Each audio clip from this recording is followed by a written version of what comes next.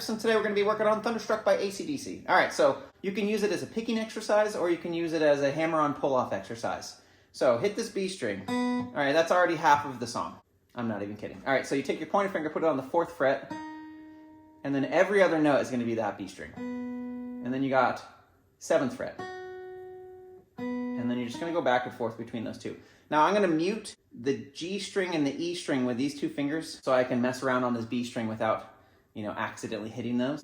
Yeah, you just start doing this. You can use your pinky, you can use your ring finger, however you want to do it. It's just an exercise. Scoot it up. No big deal. Back down. Yes. Good exercise.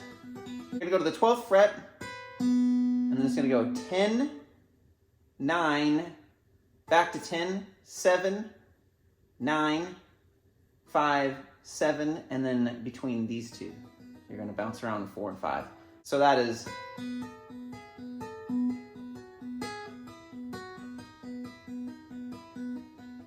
when you're doing hammer-ons and pull-offs on an acoustic guitar, it doesn't sound as good as the electric because you can hear the other side of the string.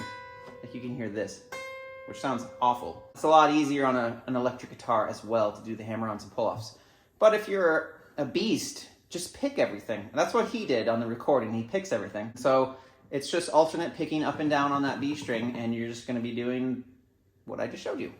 So you could either hammer it on, pull off,